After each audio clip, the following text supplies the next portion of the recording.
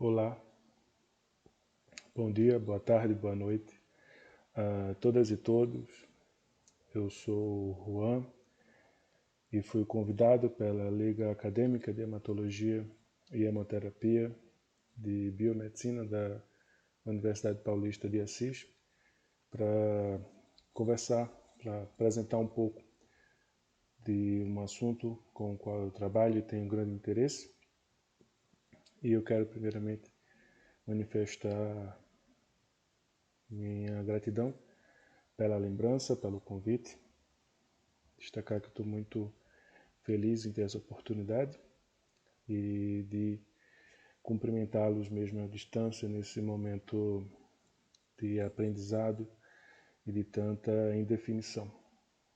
Eu fico feliz de poder ajudar com aquilo que eu posso oferecer nesse modelo, nesse molde, e eu espero que seja útil para o aprendizado de vocês, que comece algum debate sobre o assunto, que ajude na compreensão mesmo de cada um de vocês, e que isso possa talvez ser uma primeira oportunidade de entrar em contato com algum conhecimento, ou mesmo a porta de entrada do que pode vir a ser algo novo para vocês.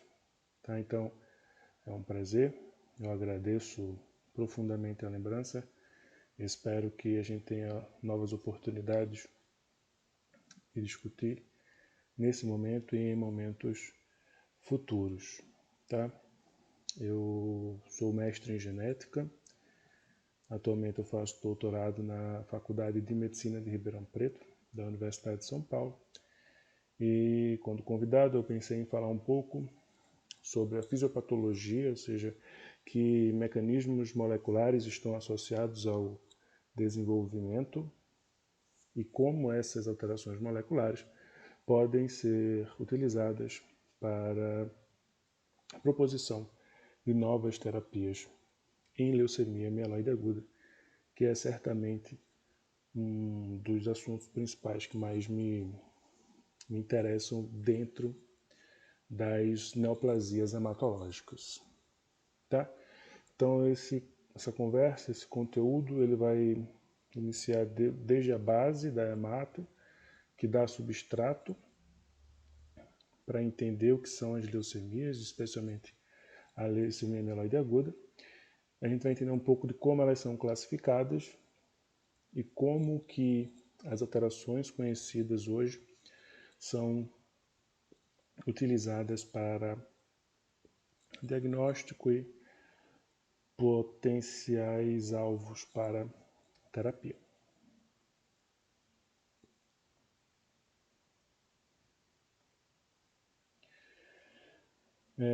Então, falando um pouco de câncer, as neoplasias elas constituem uma doença genética, caracteristicamente genética, que terá como início alterações moleculares que vão, de alguma maneira, interferir em processos celulares.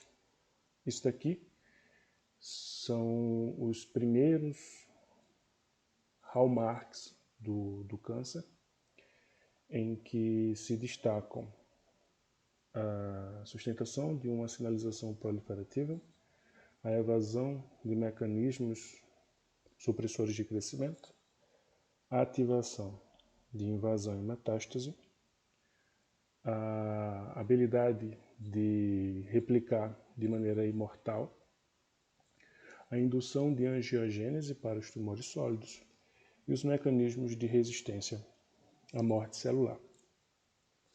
Esses principais achados foram compilados inicialmente por dois pesquisadores muito importantes na área de câncer, e em 2011 esses hallmarks foram atualizados. Como consequência, essas muitas vias que favorecem o surgimento e estabelecimento do câncer terão efeito em alguns processos celulares, como, por exemplo, circuitos de diferenciação, circuitos de viabilidade, proliferação e mobilidade. Essas vias todas têm alguns pontos que são muito importantes, são utilizados como exemplo de classes que vão explicar toda a causa dessa origem. Então, ativação de vias como beta-catenina, das caderinas, MAP-quinase, a família BCL2, as MADs, P21, P16, são todas processos celulares extremamente indispensáveis para o controle desses circuitos que são protótipos de processos que regulam o desenvolvimento e progressão de neoplasias de maneira geral. Caracteristicamente, os tumores ou as unidades neoplásicas, elas são heterogêneas, elas não são compostas exclusivamente de células neoplásicas. Elas possuem células-troncos específicas que dão origem e mantêm essas neoplasias, as células tumorais ou células cancerígenas, as células inflamatórias imunes que vão permear esse ambiente, alguns outros componentes celulares envolvidos na construção do microambiente, como fibroblastos, células endoteliais, pericitos e algumas células com capacidade de invadir e se espalhar. Então, todo câncer é uma doença genética causado por alterações moleculares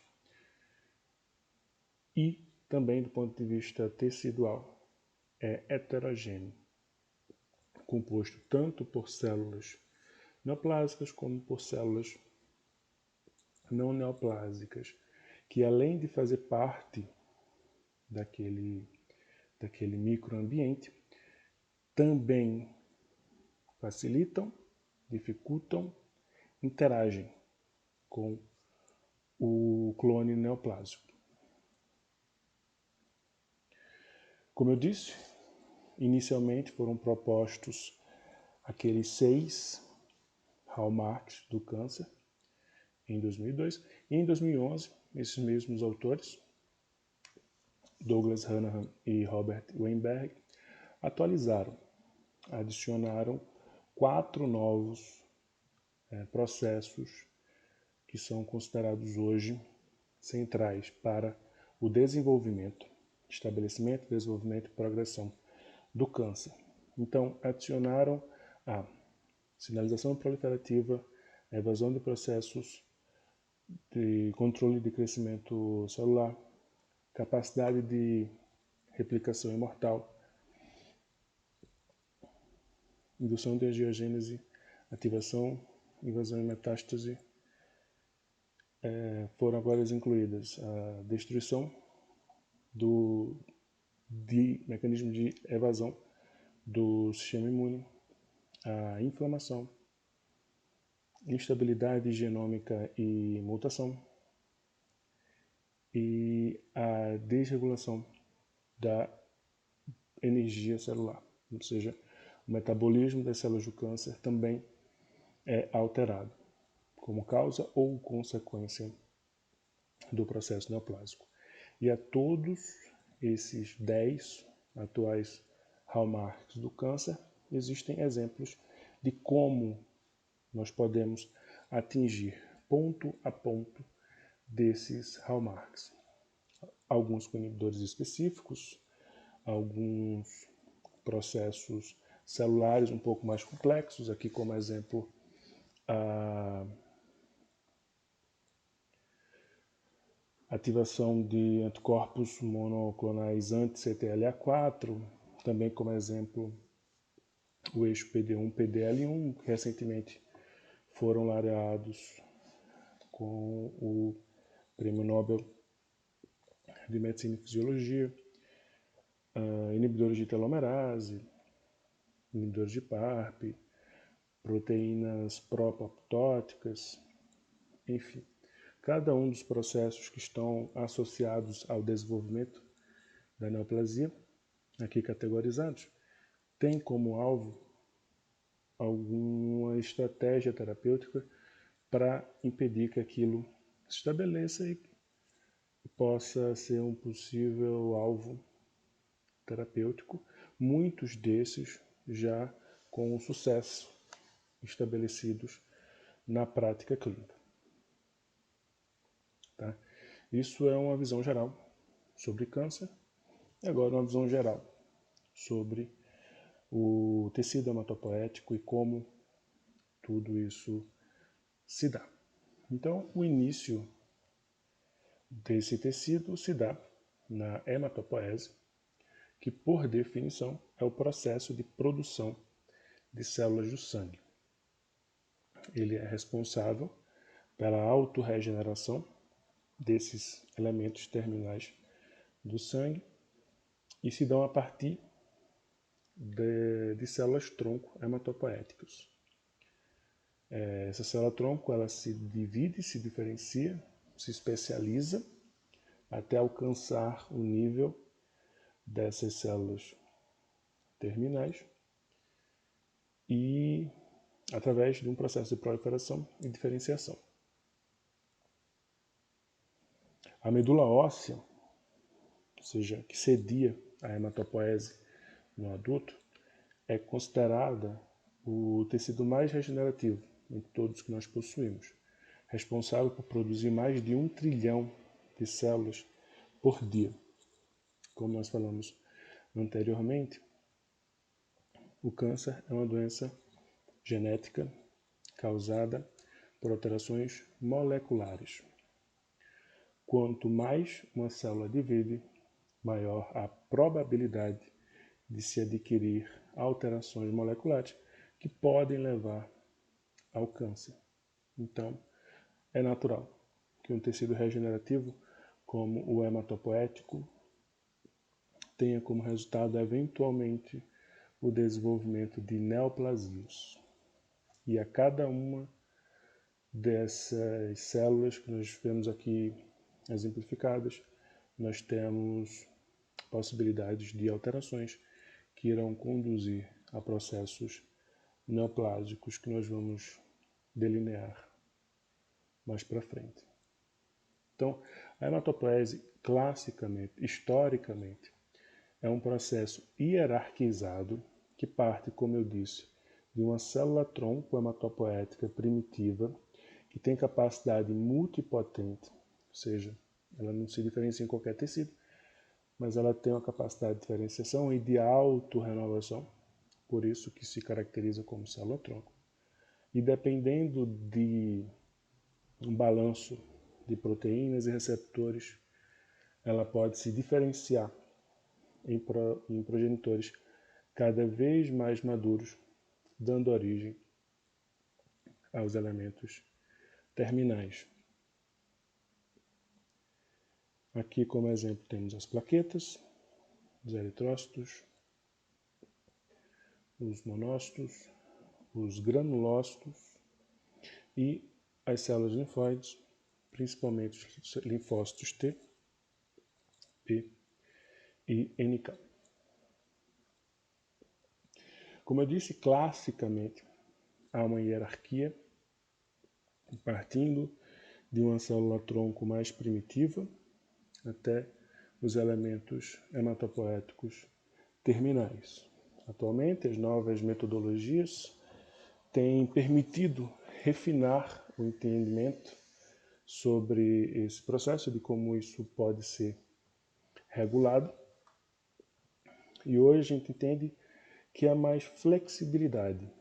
Um determinado progenitor, mesmo já diferenciado, pode dar origem a outro, voltar a um estado mais primitivo e dar origem a outro também mais diferenciado, a depender daquilo que o nosso corpo precisa no momento.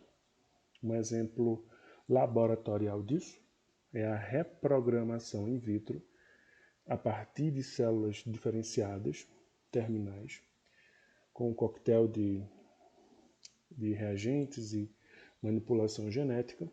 A gente pode hoje reprogramar uma célula diferenciada em célula-tronco induzível, pluripotente, com um protocolo das IPS, que também laureou o pesquisador Yamanaka por essa descoberta. Então, a gente descobriu in vitro, no laboratório, que é possível pegar uma célula diferenciada, transformar numa célula tronco pluripotente, e depois a gente observou que no nosso corpo isso também acontece.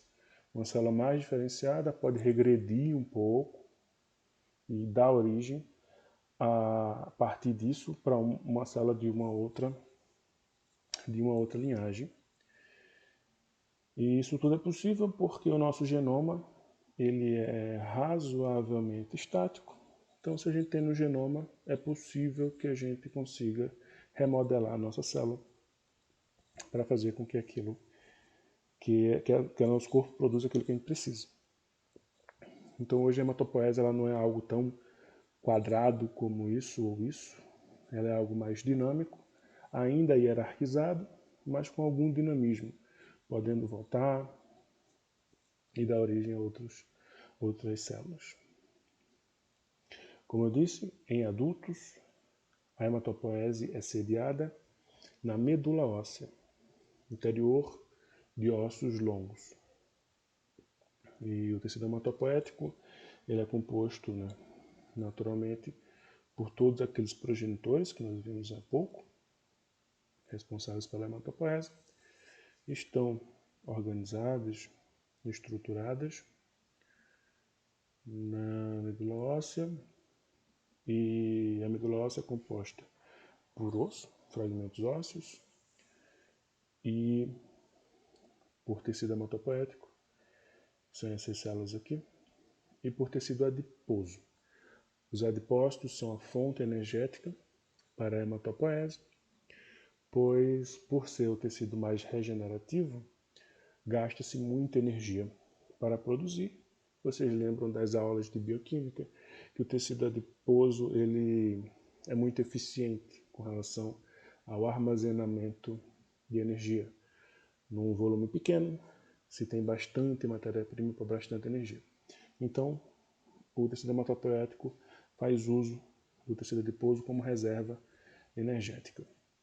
Em maior aumento, nós podemos ver os adipócitos, o tecido hematopoético permeando o interior da medula e alguns vasos aqui organizados no corte histológico. Então, como eu disse, a hematopoese é sediada no interior de ossos longos, na medula óssea, no adulto, e essa heterogeneidade celular se dá o nome de microambiente. Microambiente é essa composição de células hematopoéticas e as células que compõem o estroma.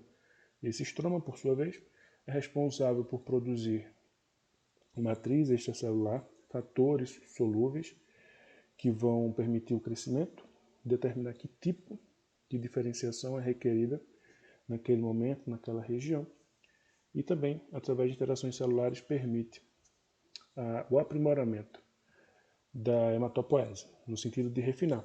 Agora eu preciso de mais hemácia, agora eu preciso de mais plaqueta, de mais granulócito, e o microambiente é responsável por regular esse processo.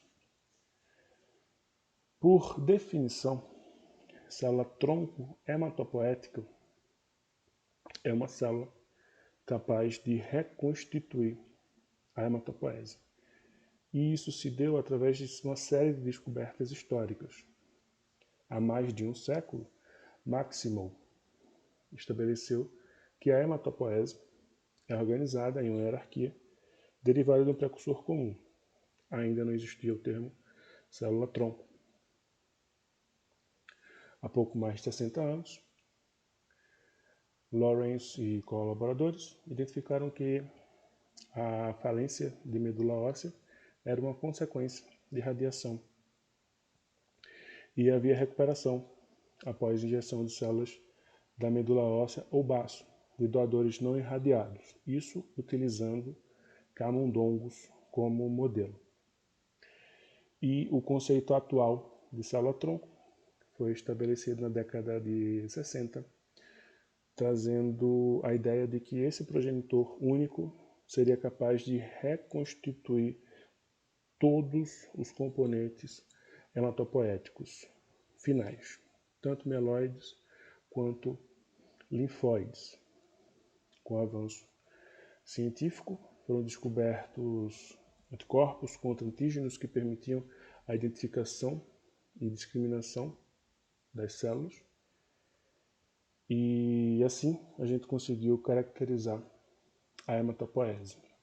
Então, para concluir, como conceito, a célula-tronco hematopoética é uma célula capaz de reconstituir a hematopoese em receptores letalmente irradiados ou aplásicos, que não tenham mais medula óssea.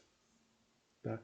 Então, se a gente coloca uma célula-tronco hematopoética em um receptor que foi letalmente irradiado, que não possui mais tecido hematopoética, essa célula-tronco hematopoética, sendo capaz de reconstituir a hematopoese, é funcionalmente caracterizada como célula-tronco hematopoética.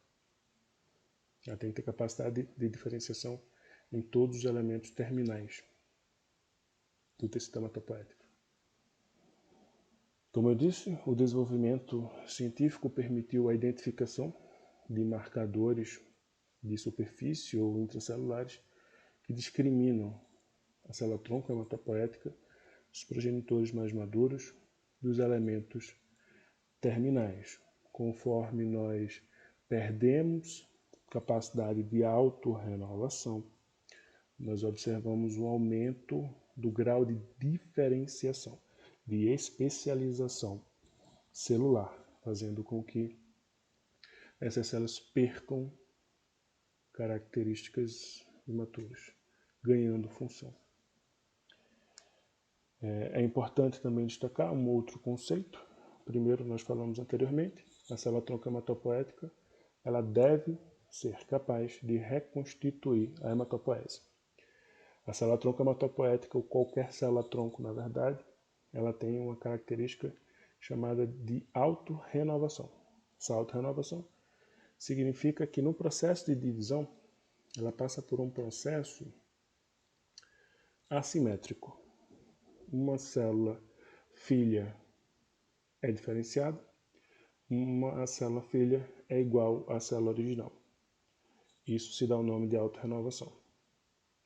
E ele é necessariamente produto de uma divisão celular assimétrica. Tá? A autorrenovação é característica de célula-tronco. Senão, todos teríamos falência de qualquer tecido que precise de célula-tronco. E a gente precisa de célula-tronco no tecido hematopoético, a gente precisa de célula-tronco no fígado, a gente precisa de célula-tronco na pele, a gente precisa de célula-tronco no intestino, em quase todo epitélio, na verdade. Porque são coisas que a gente está continuamente substituindo. Toda célula-tronco precisa autorrenovar, precisa dar origem a elementos terminais com funções, a células especializadas. Isso é o conceito prático do que é célula-tronco.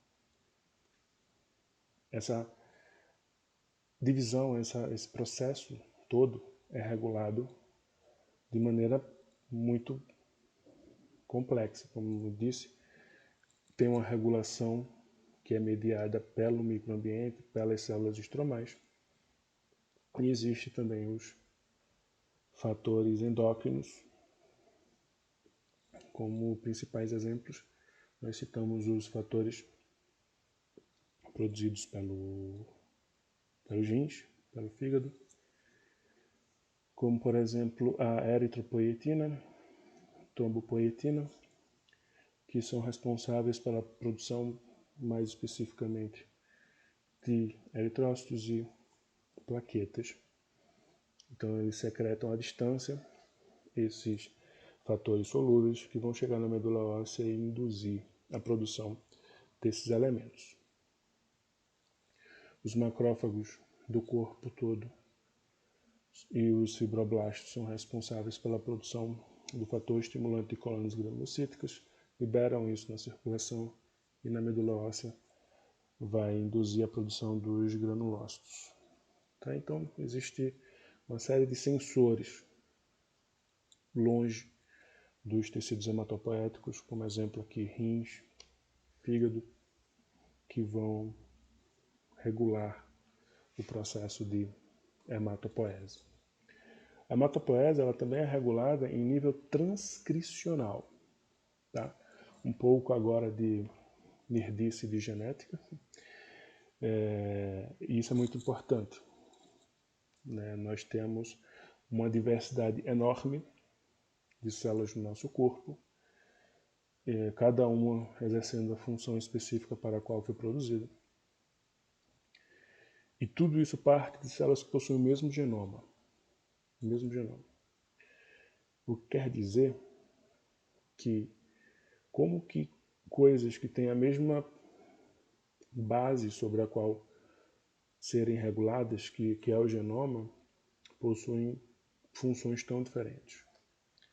E tudo isso se dá na regulação da transcrição. Tá?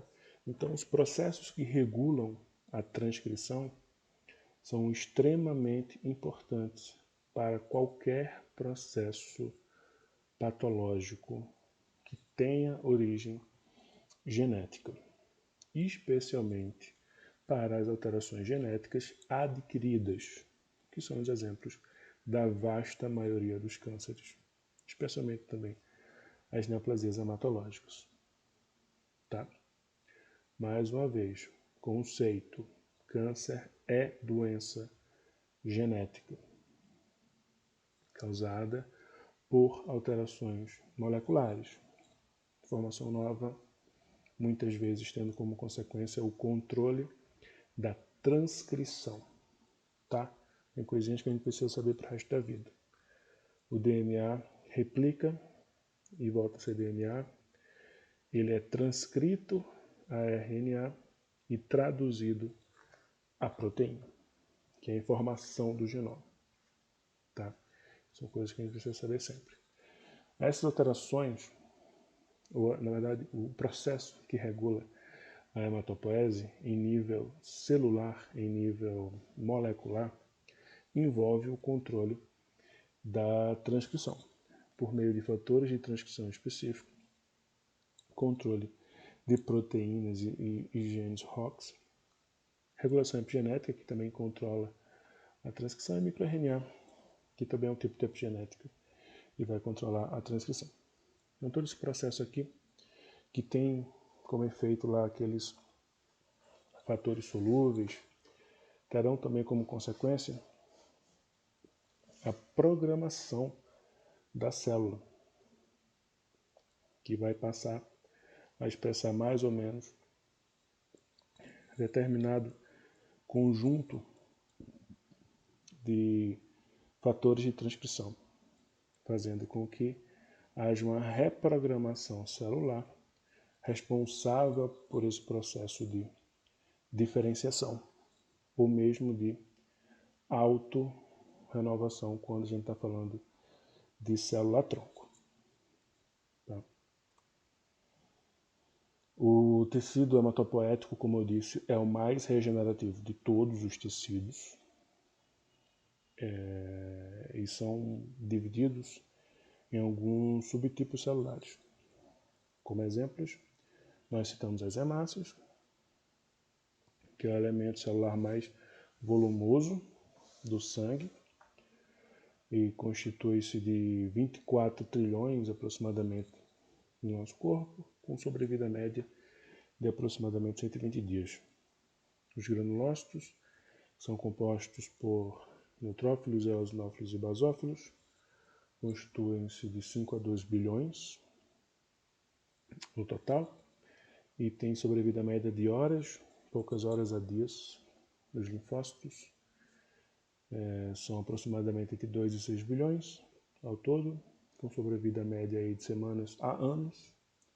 Graças a isso, nós temos imunidade e por causa dos linfócitos B de memória, que armazenam lá conosco para bastante tempo, ou para a vida toda muitas vezes, as informações que a gente precisa para produzir anticorpos, os monócitos, de 0,3 a 1 bilhão no total, também vivem de semanas a anos. Os monócitos, como peculiaridade, eles migram para tecidos e passam a ter funções específicas para cada tecido.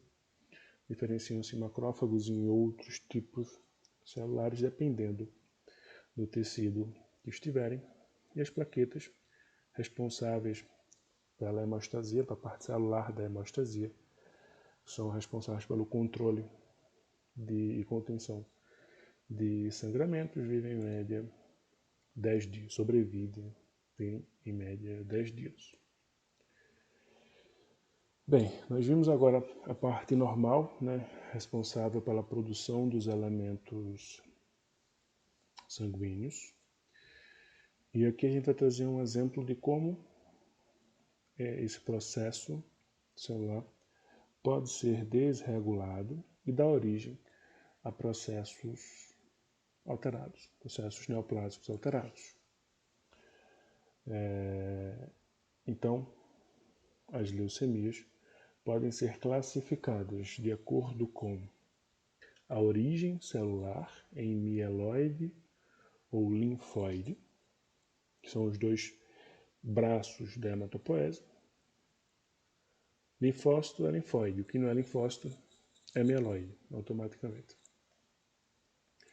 E podem ser classificadas em agudas, quando comprometem células que não têm capacidade de diferenciação terminal, ou seja, acumulam-se precursores, ou crônicas, quando têm capacidade de diferenciação terminal.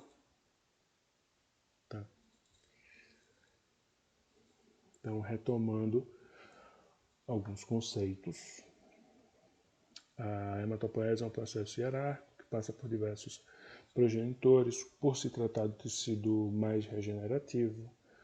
Muitos desses progenitores proliferam bastante, sobretudo em algumas condições de estresse, e aleatoriamente, e dependendo de hábito de vida, predisposição familiar, uma série de condições intrínsecas e extrínsecas, podem acumular alterações moleculares que darão origem a um processo leucêmico.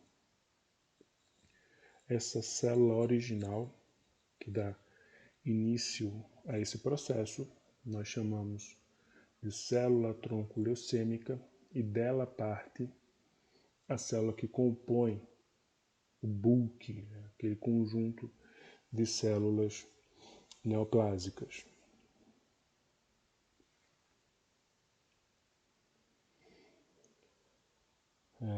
O processo de maturação das células mieloides parte de uma célula que nós chamamos de mieloblasto e vai diferenciando entre intermediários, que chamamos de promielócito, mielócito, metamielócito, bastonetes ou bastões, e segmentados.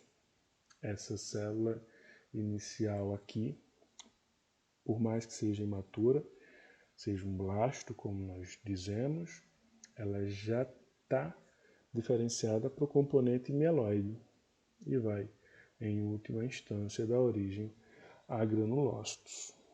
Então, na escala daqui do progenitor da hematopoese, nós temos já células no final do estágio, mas o mieloblasto ainda é uma célula imatura, não tem função adquirida, mas já é uma célula um pouco mais diferenciada, já tem a definição de linhagem, por exemplo. Conforme a célula divide, e ela divide até em mielócito, ela vai diferenciando, especializando e perdendo a capacidade proliferativa. De metamielócito para frente, a célula só amadurece. Tá? Então, essa aqui é a ordem de maturação de granulócitos, como exemplo aqui de maturação mieloide. Os mieloblastos e promielócitos, que são os progenitores mais imaturos, são ausentes normalmente no sangue periférico e têm frequência de até 5% na medula óssea. Acima disso, configura alguma anormalidade hematológica. À esquerda, aqui, nós temos um exemplo de uma medula óssea normal, permeada de células imaturas, células maduras, progenitores eritróides, outros progenitores, hemácias, uma heterogeneidade celular normal para a medula óssea. E aqui nós temos o aspecto monótono da leucemia aguda, em que nós vemos a infiltração de células imaturas semelhantes a mieloblastos. Isso aqui é característica da leucemia mieloide aguda. Uma outra característica da leucemia mieloide aguda é a presença dessas estruturas aqui, que nós chamamos de bastonete de Auer, que são acúmulos de grânulos associados à diferenciação granulocítica. Então, quando a gente observa isso associado ao aumento de células imaturas, a gente pode indicar a probabilidade de o diagnóstico de leucemia mieloide aguda. Atualmente, esse diagnóstico, segundo recomenda a OMS, ele é feito com base em alterações genéticas recorrentemente identificadas. Então, segundo a OMS, o diagnóstico de leucemia mieloide aguda, ele é realizado segundo a identificação de alterações genéticas recorrentemente identificadas nesses pacientes. Então, existem aqui uma série de alterações que são encontradas nos pacientes com LMA e, quando identificadas, é possível fechar o diagnóstico, e quando não, elas são classificadas de acordo com os aspectos morfológicos e imunofenotípicos.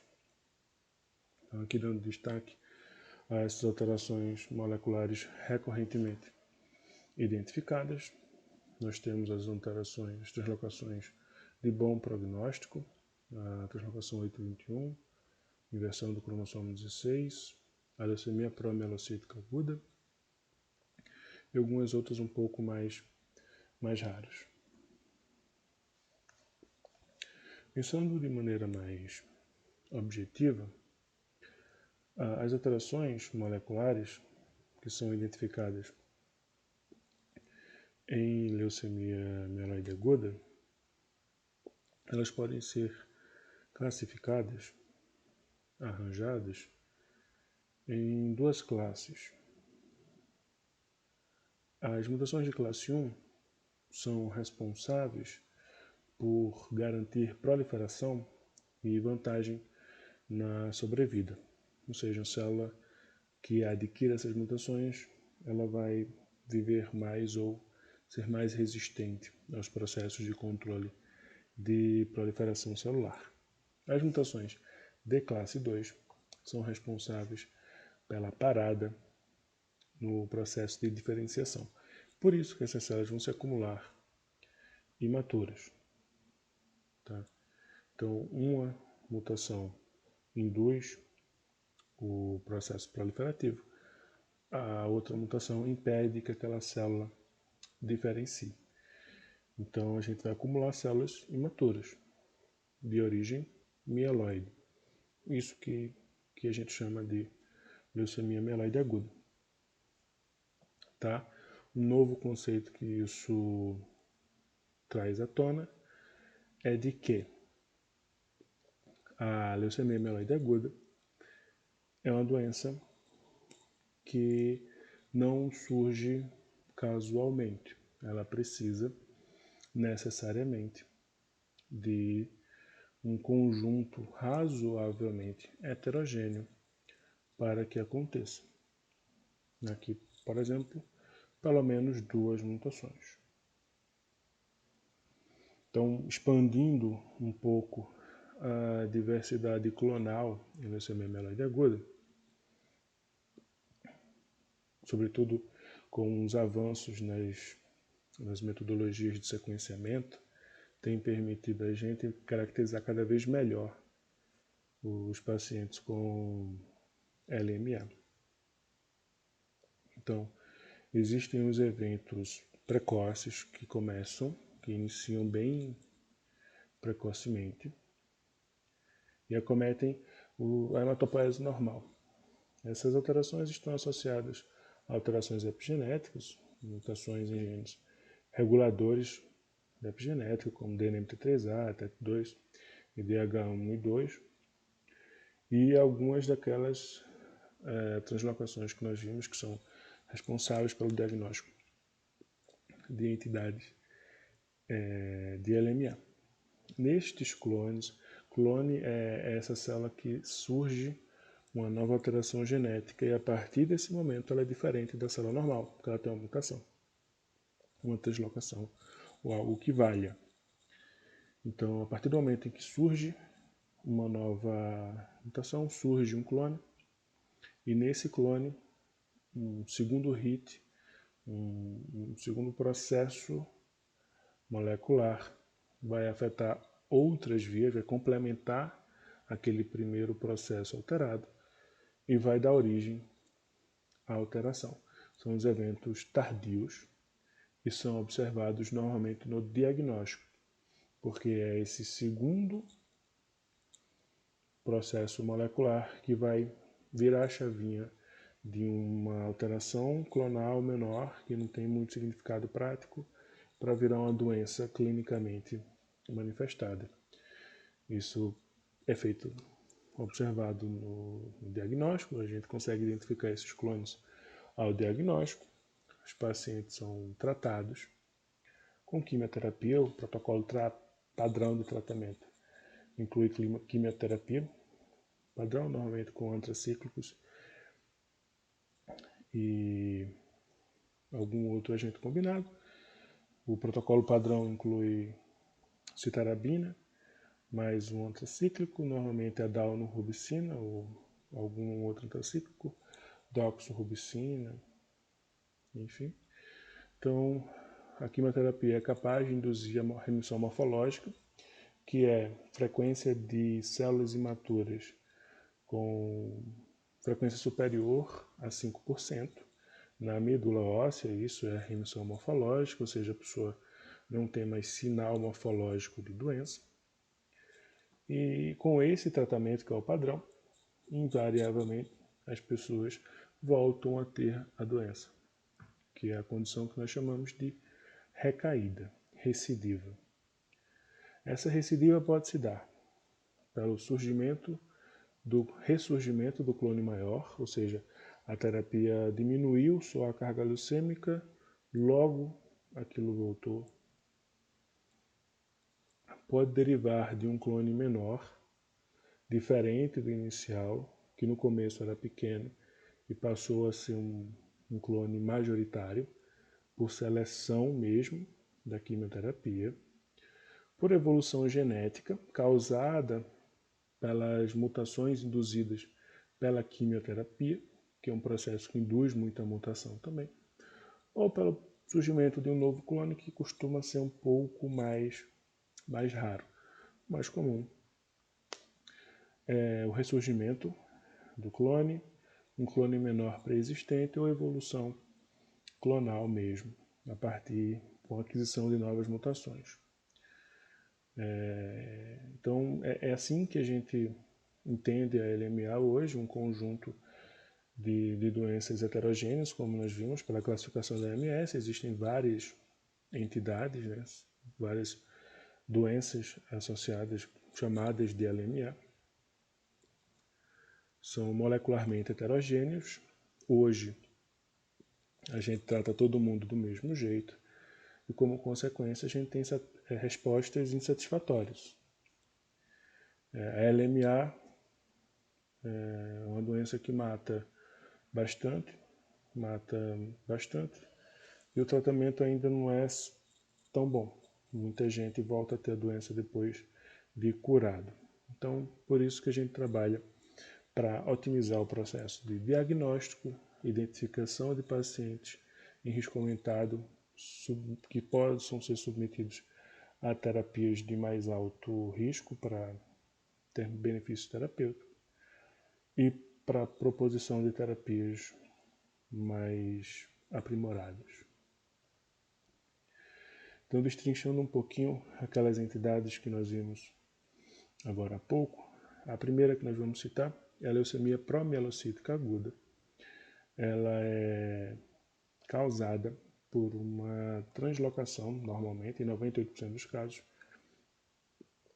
uma translocação entre os cromossomos 15 e 17, entre os braços longos dos cromossomos 15 e 17, que justapõe os genes PML e RARA, e o seu análogo, né, RARA-PML, mas é o PML-RARA, esse gene de fusão responsável pelo surgimento do fenótipo de leucemia promielocítica aguda. Os outros 2% são outros genes rearranjados com o RARA, ou seja, a parada de diferenciação causada por esse receptor responsável pela fisiopatologia molecular da leucemia promielocítica aguda. Dentre as leucemias mieloides agudas, a LPA corresponde a aproximadamente 20-25%. Ela é historicamente chamada do subtipo M3 ou M3 variante, segundo a classificação franco-americana britânica. Ela é caracterizada por manifestações hemorrágicas ao diagnóstico, por isso que precisa ser rapidamente tratada, e é caracterizada pelo acúmulo de promielócitos na medula óssea ou no sangue periférico. Essa doença, especificamente, como foi visto agora, é associada à disfunção do receptor do ácido transretinóico alfa, que é o ATRA.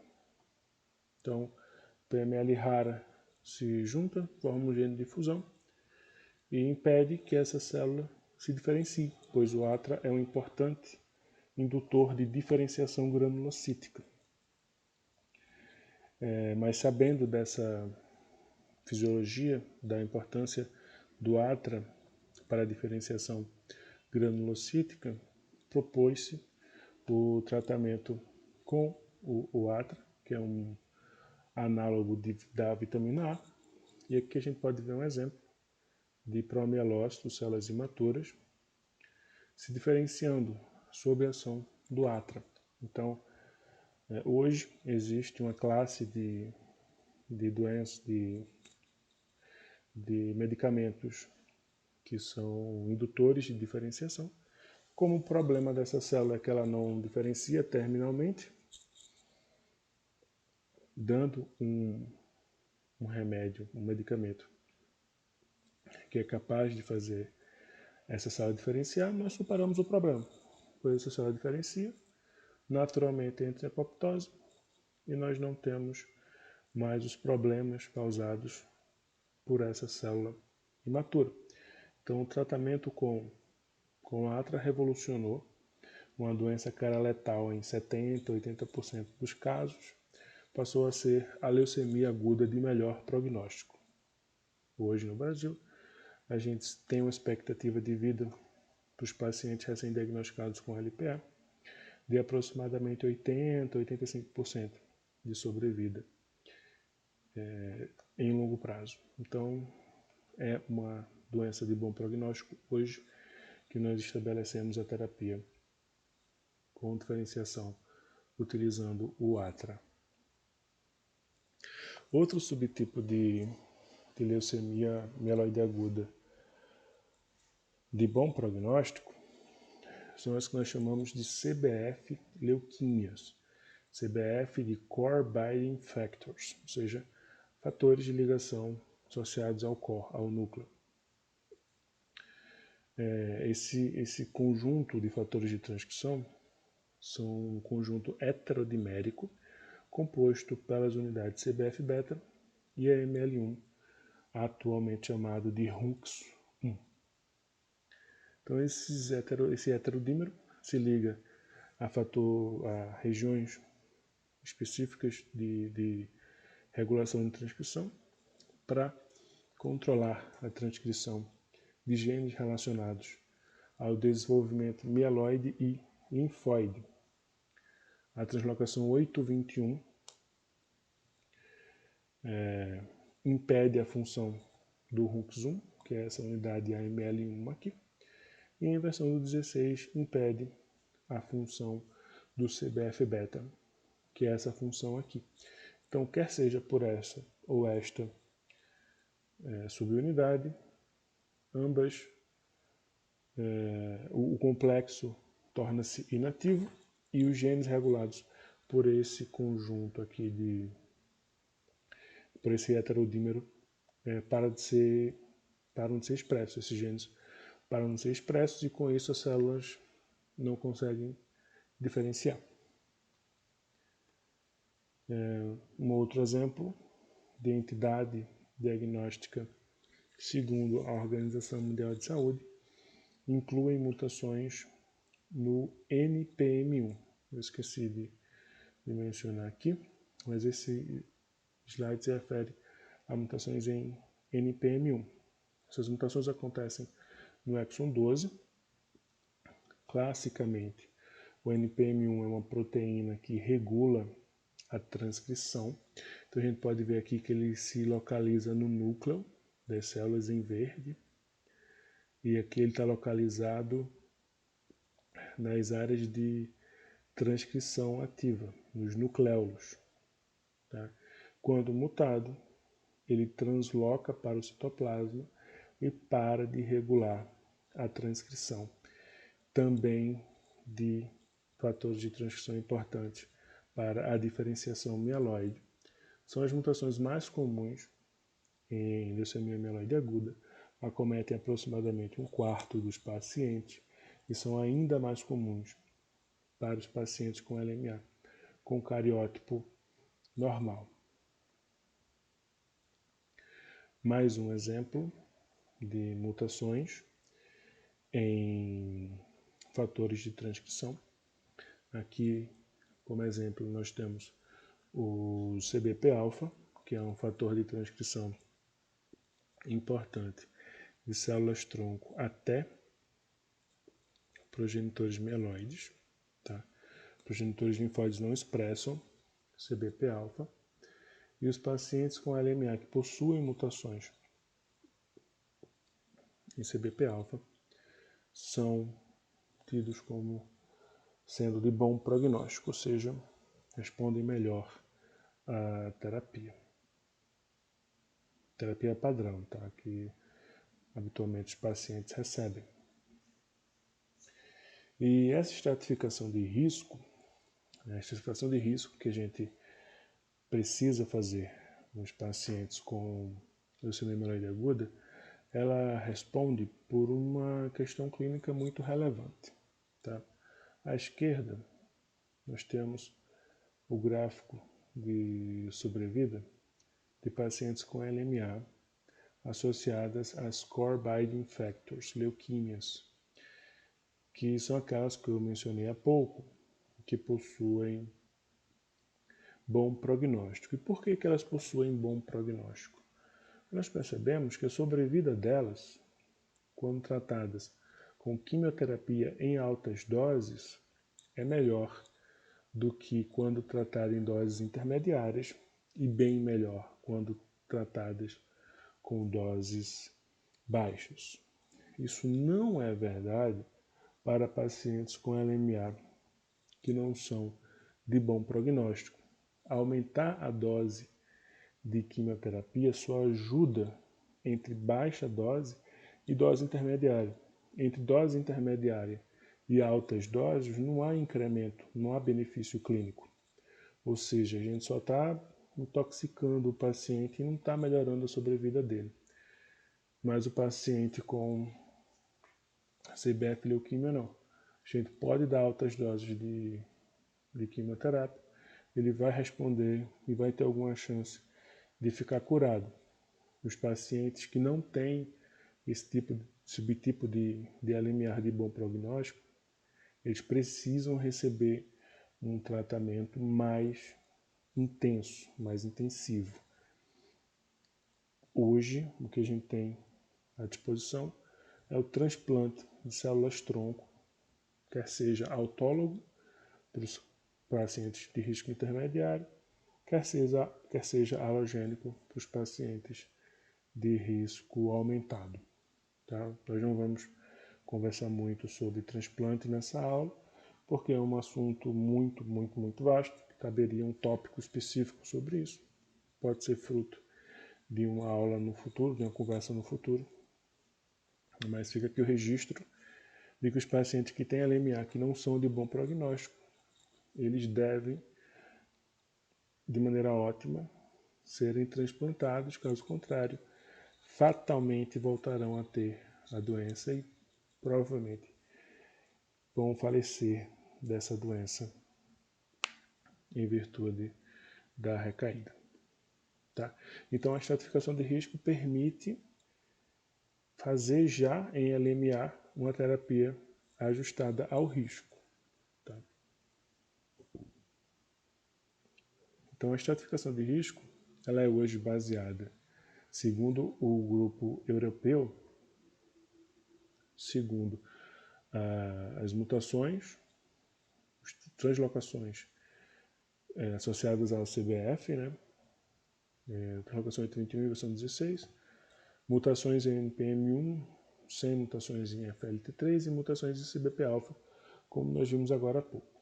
São consideradas de alto risco uma série de alterações citogenéticas que afetem o P53, monossomia ou deleções no cromossomo 5 e 7, translocação 9.2, rearranjos envolvendo o gene MLL, inversão do cromossomo 3, translocações 6.9, cariótipo complexo, cariótipo monossomal, que é caracterizado por monossomia autossômica em mais que 2 cromossomos, e o que não for de baixo ou alto risco entra no bolo de intermediário. Isso hoje é o padrão de estratificação de risco que se segue mundialmente para as LMAs. Então vocês viram que o cariótipo é ferramenta indispensável tanto para diagnóstico, para cumprir os requisitos que a Organização Mundial de Saúde recomenda, quanto para estratificação de risco. Tá? Dentro desse encontro organizado, esse presente encontro organizado, vocês terão acesso a uma aula com a Juliana, minha contemporânea de mestrado, a quem eu à distância felicito, que vai falar com vocês sobre a importância da citogenética para diagnóstico de pacientes com leucemias.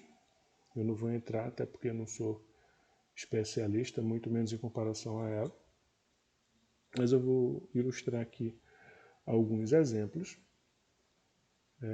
Aqui nós temos um exemplo de um cariótipo normal masculino, XY, e aqui os cromossomos autossomos, ok, sem nenhuma alteração numérica ou estrutural. Aqui um cariótipo sem alterações estruturais, um cariótipo feminino, XX, Ele tem apenas uma monossomia do cromossomo 8. Esse caso aqui era normal. Essa monossomia aqui ela foi uma perda aleatória dessa metáfase especificamente.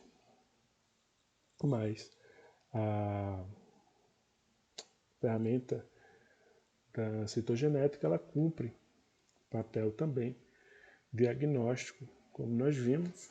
Aqui é um exemplo de um cariótipo feminino com a translocação 821, que é um tipo de CBF leuquímia de bom prognóstico.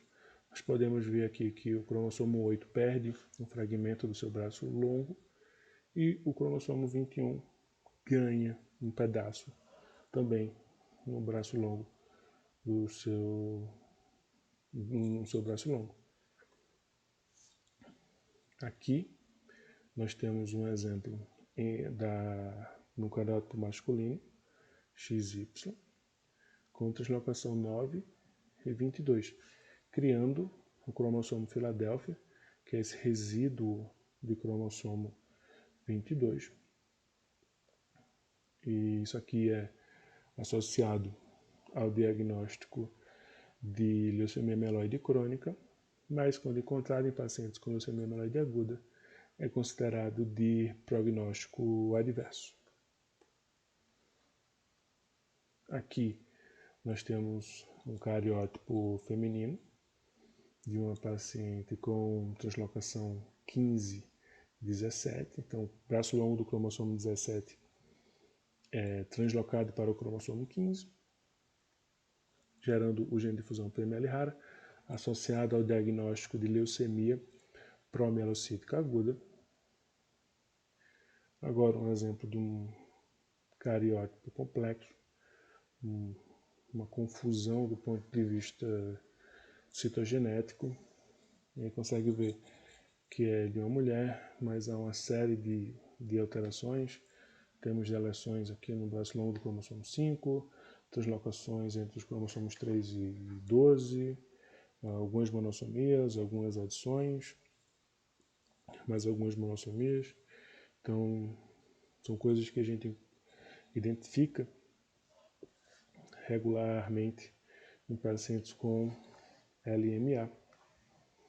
Aqui um outro exemplo de cariótipo complexo de um paciente com leucemia mieloide aguda. Notem que ambos possuem deleções no braço longo do cromossomo 5, que por si já caracteriza paciente de risco aumentado.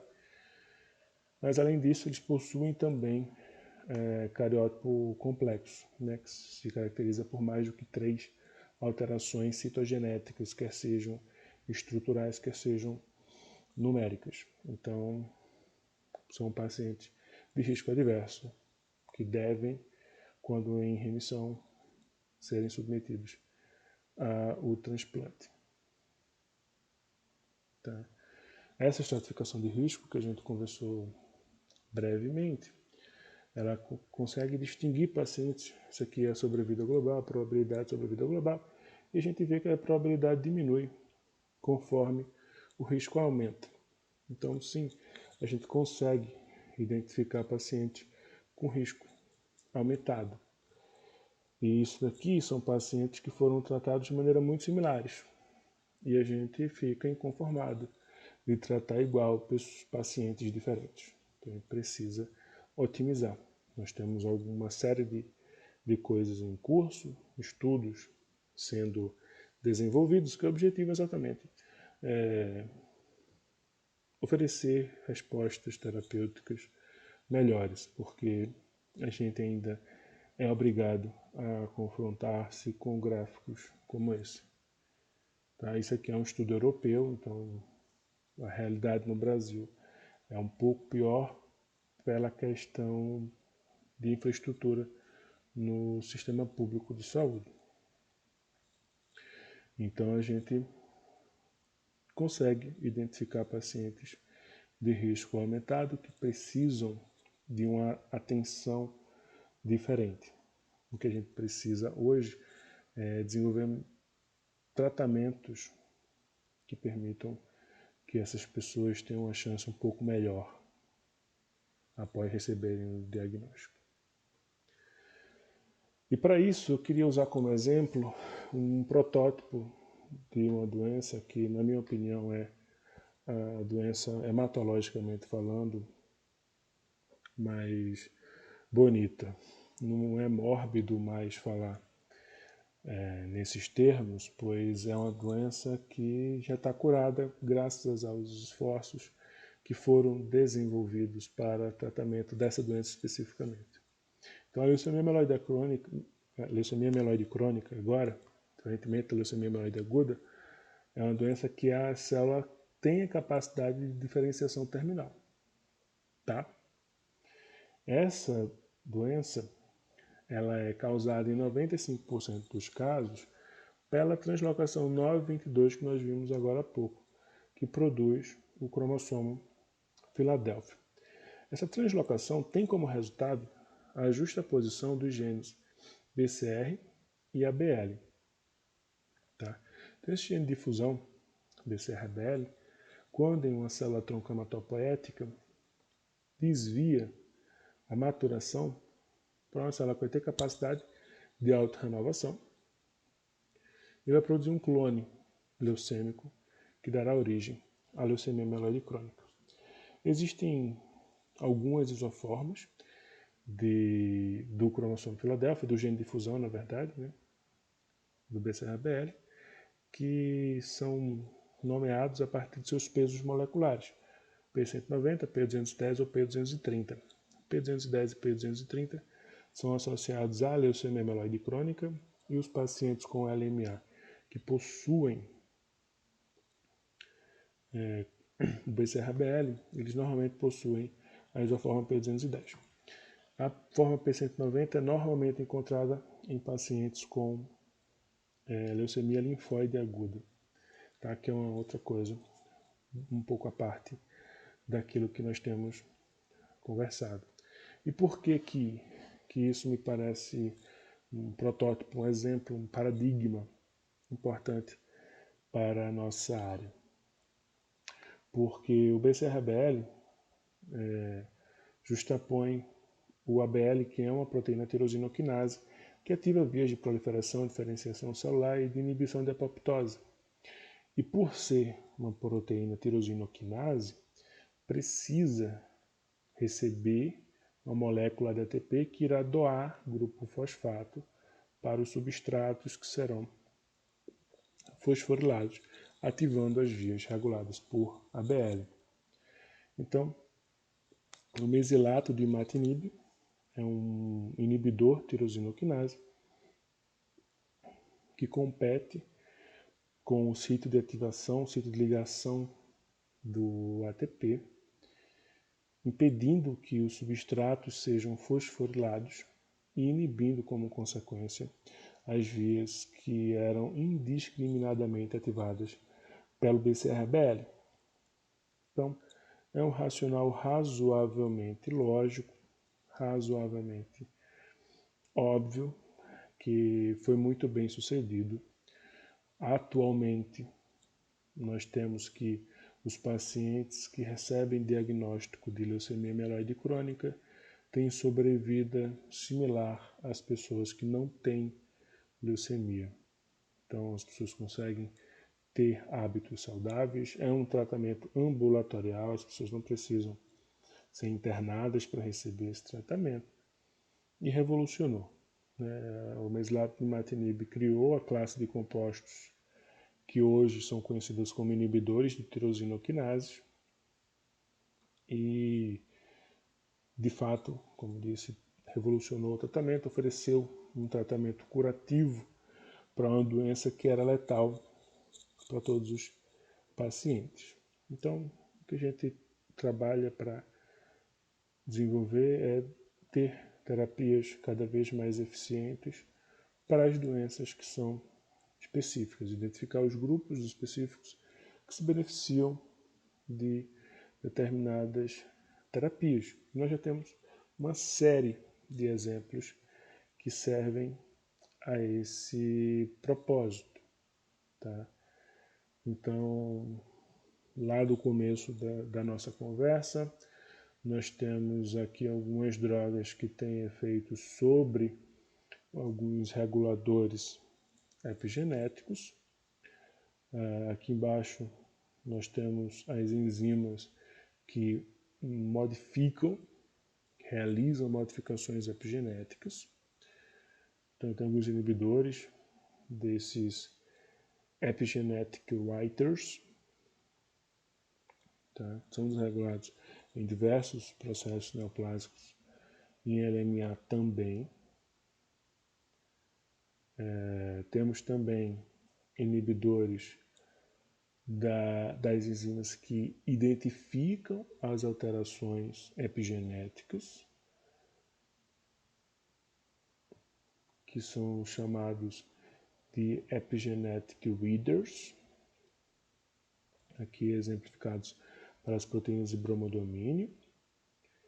E temos também como exemplo aqui a LSD, que é uma epigenetic eraser, que apagam as modificações epigenéticas. Todos esses exemplos aqui de drogas epigenéticas são mais, como posso dizer, indiscriminadas, não são tão específicas assim. Ou seja, não é um tratamento para um grupo específico, é porque é um processo que está alterado no desenvolvimento da leucemia em muitos pacientes. Tá? Existem alguns outros um pouco mais específicos, como por exemplo inibidores de proteínas do esplasiosoma, que só podem ser pensados em ser utilizados para pacientes com mutações em algum desses genes. E o mais importante desse gráfico aqui são os inibidores de NPM1. Como eu disse, NPM1 é o gene mais frequentemente mutado em pacientes com LMA. E aqui nós temos um exemplo de um inibidor de NPM1 que se liga à proteína no citoplasma e impede que ela fique vagando, sabe, no citoplasma. Se o NPM1 não está no núcleo, que é para onde ele deve estar, ele está no lugar errado. E aí o inibidor se liga e impede que ele fique causando as alterações moleculares que o NPM1 mutado causa. Nós já temos alguma consequência prática desse tratamento. Aqui nós temos os exemplos aqui, azacitidina e decitabina, que são drogas epigenéticas atualmente utilizadas para pacientes idosos com leucemia mieloide aguda ou com síndrome mielodisplásica. E nós vemos aqui em azul que os pacientes tratados com azacitidina têm sobrevida melhor do que os pacientes tratados com terapia de suporte, ou seja, adiciona uma terapia com uma chance de sobrevida aumentada para pacientes que antes não seriam elegíveis à quimioterapia intensiva. Os pacientes idosos não têm condições de receber quimioterapia intensiva. Vocês também vão ver uma aula sobre os efeitos da quimioterapia, sobretudo no sistema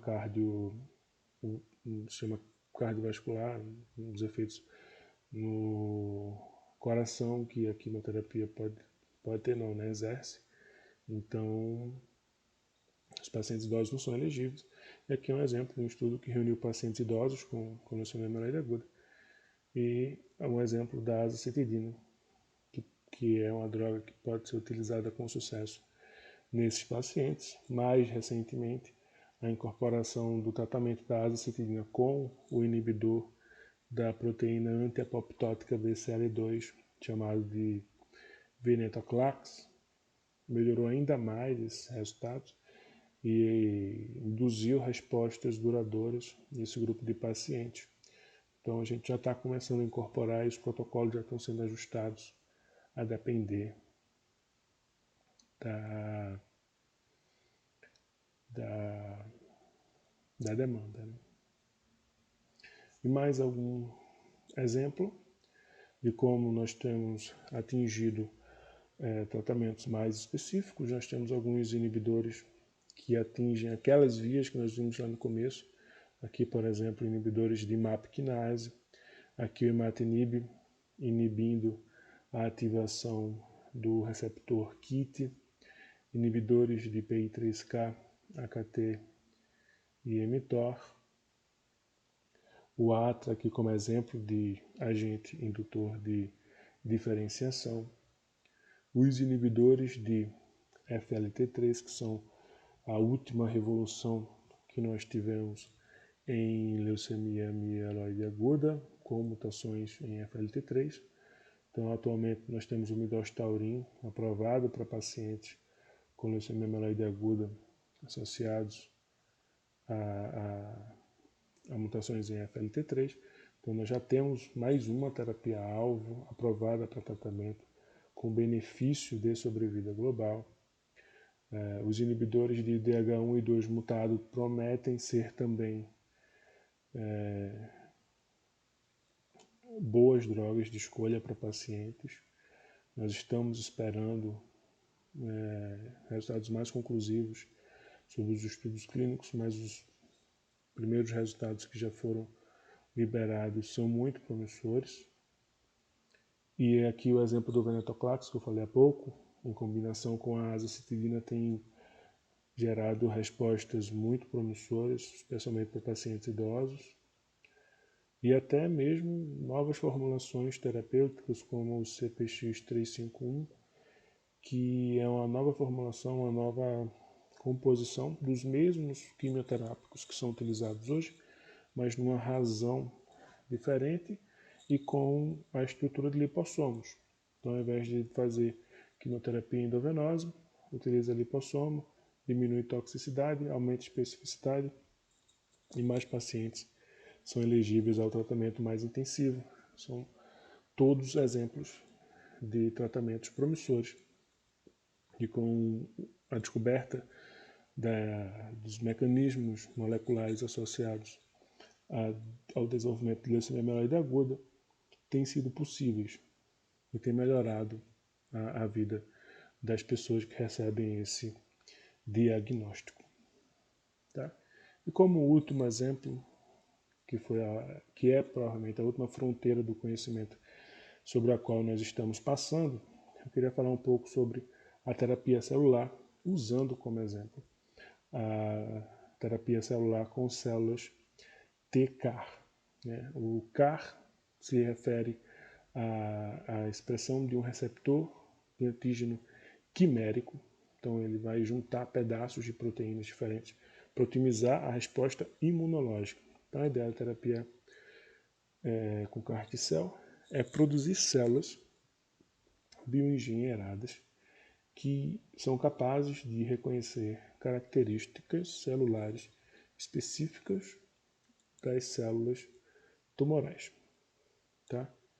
Então, via de regra, a terapia com células T-CAR ela é uma terapia autóloga, ou seja, se colhe célula do próprio paciente, pode ser alogênica, ou seja, pega de um doador e depois utiliza para um paciente. No laboratório, essas células, os linfócitos T, são reprogramados para expressarem esse receptor T-CAR, e quando essas células estão expressando esse receptor quimérico, é devolvida para o paciente. No paciente, as células T-CAR são capazes de reconhecer a célula cancerígena e direcionar a resposta imune contra essas células, especificamente contra essas células. Então, resultados muito promissores em diversos tipos de tumor têm sido observados, já foi aprovado para uso nos Estados Unidos e na Europa a terapia T-CAR contra o CD19 para pacientes com LLA e com alguns tipos de linfoma, e tem se feito muitos avanços para pacientes com leucemia mieloide aguda. Os dois principais alvos para pacientes com leucemia mieloide aguda são o CD123 e o CD33. Vocês podem ver, essas proteínas elas são muito comuns nas células precursores, tá? Então, tem tanto aqui na célula-tronco, no progenitor linfóide, mieloide, no mieloblasto. Então, o CD103 ele pode ser observado em todos esses progenitores. E o CD33 ele é específico de células mieloides. Então, a gente precisa contornar um pouco a toxicidade desses alvos, pois se você produzir uma terapia TCAR contra CD103, você terá como alvo todos esses elementos celulares, de tal sorte que pode gerar uma toxicidade que seja proibitiva ao tratamento. Pode gerar. Então, protocolos estão sendo estudados, mas o CD103 e o CD33 são os principais em avaliação atualmente para terapia TCAR. Para a terapia anti-CD33, tem um estudo clínico que está em andamento nos Estados Unidos, em que eles vão associar duas terapias celulares. Então, eles vão fazer uma férise de um doador para produção de uma célula, de uma CAR-T, né? Uma célula T que expresse o TCAR. E vão pegar também a célula tronco hematopoética de um paciente. Enquanto eles vão produzir a célula TCAR contra o CD33, eles vão nocautear, utilizando a tecnologia do CRISPR-Cas9, o CD33 da célula-tronco hematopoética dos pacientes da medula óssea, né, da célula-tronco do doador, e vão primeiro fazer um transplante de célula-tronco hematopoética no paciente com LMA, e em seguida, quando o paciente estiver recuperado do transplante, vão fazer a infusão com a célula TCAR para matar as células progenitoras residuais do processo de transplante, que poderiam dar origem às recaídas futuras. E nesse modelo aqui, as células progenitoras CD33 knockout estão livres da TCAR porque elas não expressam mais o CD33. Então, a gente está vendo até que ponto a ciência tem avançado e tem permitido melhorar a vida das pessoas. Tá?